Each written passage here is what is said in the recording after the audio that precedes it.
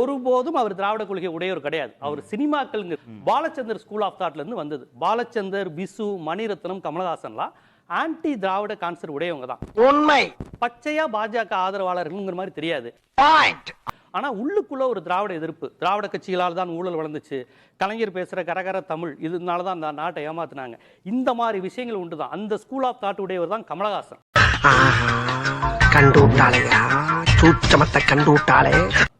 அவர் வந்து பாலச்சந்தர் மாதிரி ரொம்ப ஓப்பனா காமிச்சிக்க மாட்டாரு, கொஞ்சம் கமர்ஷியல் சினிமா ஹீரோவா இருக்கிறதுனால. தேவைப்பட்டா பெரியார் பத்தி பேசுவான், நீங்க ரொம்ப ஜாக்கிரதையா இருக்கணும். ஆனா அவரும் நன்னா ஐயங்கார். நீ யாரு, என்ன கோலம் கோத்திரம் எல்லாம் தெரியுண்டா. விஸ்வரூபம் எப்ப சிவரூபம்னு வைக்க மாட்டான், யோசிச்சு பாருங்கோ. கரெக்டா வாட்ச் பண்ணிட்டே இருக்கானே. தசாவதாரம் தான் எடுப்பான், மத்த அவதாரங்கள் கடவுள் எடுக்கவே இல்லையா நம்ம நாட்டுல, எடுக்க மாட்டேன். ஏன்னா ஐயங்கார் சரியான கல்லூரி மகனா இருப்பான். அவன் ஜம்ப் பண்ணி தப்பிச்சு போறான்னா அந்த லாரியில் பாத்தீங்கன்னா ஸ்ரீராம ஜெயம்னு இருக்கும், ராமர் துணைன்னு இருக்கும். என்ன பழக்கம் அது, என்ன பழக்கம்? அவங்க எல்லாம் ரொம்ப வில்லங்கமான விஷ இன்ஜெக்ஷன்ஸ். நாம தான் கேர்ஃபுல்லா இருக்கணும். வெரி குட்ரா. அது எப்பறம் என்ன பத்திர எல்லா விஷயத்தையும் மிக தெளிவா புரிஞ்சு வச்சிருக்கீங்க. சத்யா திரைப்படம் 87 எம்ஜிஆர் இறந்த உடனே வருதுங்க. 88 அந்த படத்தினுடைய கான்செப்ட் தான் அந்த திராவிட கட்சிகள் தான் இளைஞர்களுக்கு எடுக்குதுங்கிற ஒரு கான்செப்டை தொடங்கி வச்சது அவங்க தான். அன்னையிலிருந்து இப்ப செல்வராகவன் எடுத்த புதுப்பேட்டை வரையும் அந்த கான்செப்ட் தான்.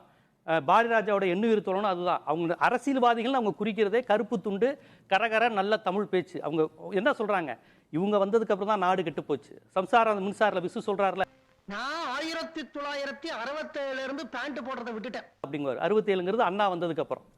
நிறைய படங்கள் நகைச்சுவை படம் மாதிரி இருக்கும், ஆனா அது வந்து இந்தியை ஆதரிப்பதாகவும் திராவிட இயக்கத்தின் இந்திய எதிர்ப்பை கிண்டல் செய்வதாகவும் தான் விசு, பாலச்சந்தர் இவங்க எல்லாருமே அப்படி நாசுக்கா குத்திட்டே இருப்பாங்க.